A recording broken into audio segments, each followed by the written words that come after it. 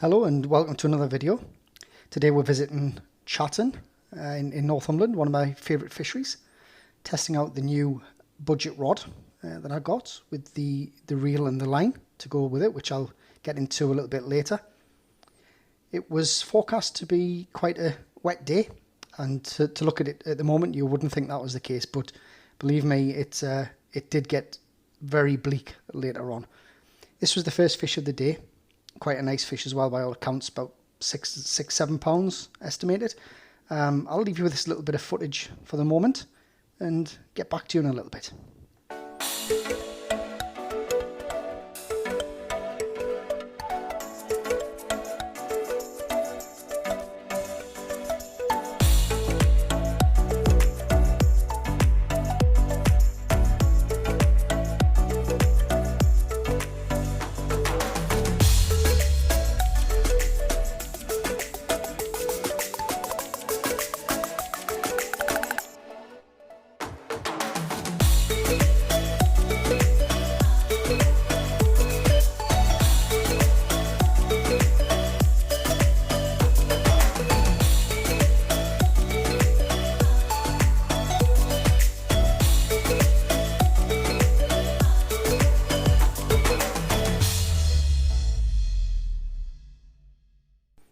Yeah, a cracking fish there. The wide angle lens on the camera did not give it justice. It was a very deep fish, very heavy, and there it goes to live another day and hopefully bend another angler's rod. The action continued. I was fishing a 6-weight. This rod is a Guideline Stoked, part of the Guideline Stoked deal, which John Norris is selling at the moment. Me saying that, I'm not endorsed by them in any way. I'm just letting you know where the rod's available. But it's Guideline Stoked. It's a 10-foot 6-weight and the Faro reel with a 6-weight floating John Norris own make line. To be honest, the line as the day progressed was sinking quite a bit, and I wasn't really impressed with it. It's not a line that I would actually recommend. However, the rod, soft action, medium through action, very nice, although it didn't seem to set the hook very well. It was quite soft in the tip, which you'll see in footage coming up. I was missing quite a few takes, but the reel, lovely, light, the combo together, lovely and light, and as I said in one of my videos about the rods, on a budget, for the price it came in at, which was well under £200 for the whole thing, I think it's an excellent buy for anybody getting into the sport. As you can see there, that's exactly what I was talking about. Striking into the fish, and I just couldn't hook them, but this went on for some time. I'll leave you with a bit of footage so you can see exactly what I'm talking about.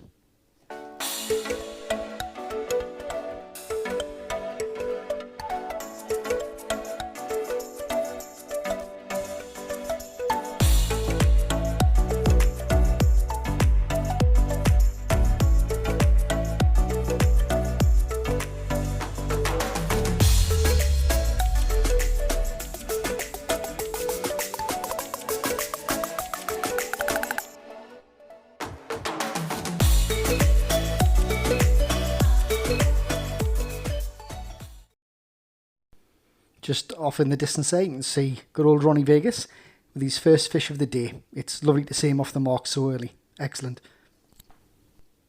Eventually I did manage to get into another fish without bumping it off this time. The fish were in fighting spirit on the day. Very strong fighters, full of energy.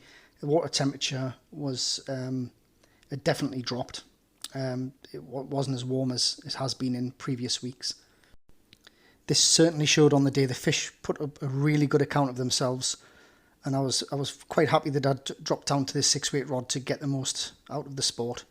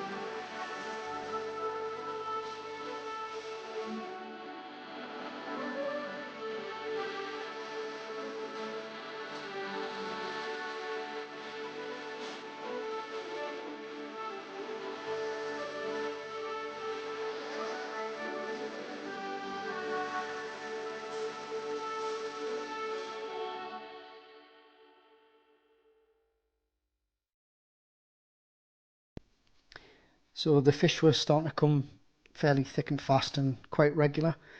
I seem to be hitting the same spot most of the time, and I think the fish were shoaling up on this bank. There was anglers catching around the lake, but mainly on the bank that I was on this side, the windward side.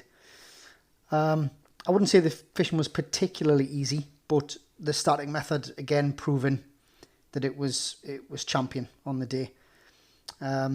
Not a lot of people like fishing static or indicator style, but on its day, it pays off.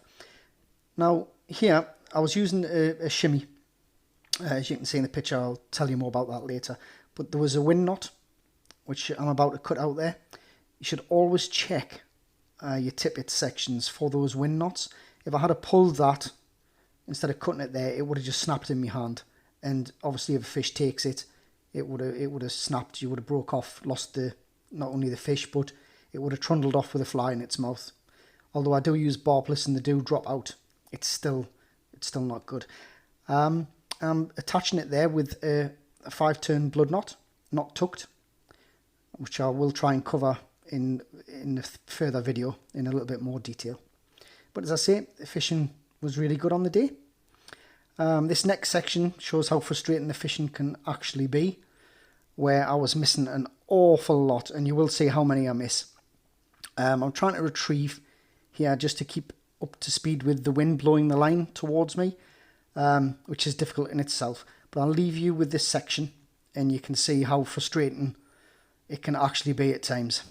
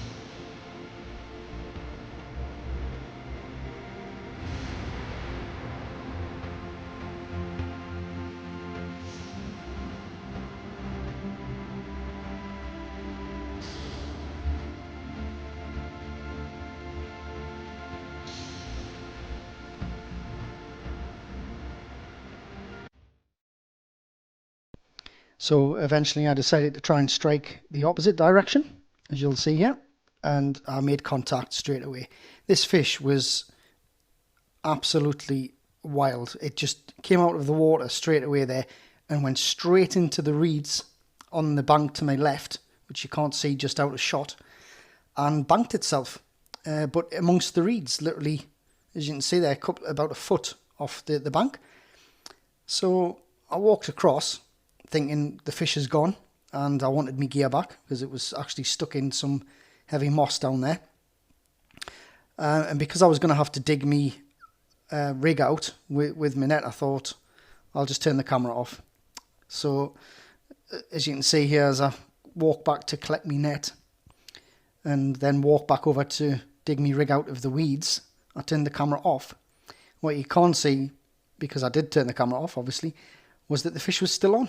So I managed to land that fish as well, which was quite a nice fish, about 3-4 pounds. But the take and the fight was tremendous. It was literally over in seconds. It was unreal. Really good fun. At this point, I'd moved across to one of the bays. I was busy watching these lovely swans here on the point, going about the business. It was starting to rain, getting quite drizzly, and fishing had slowed off a little bit.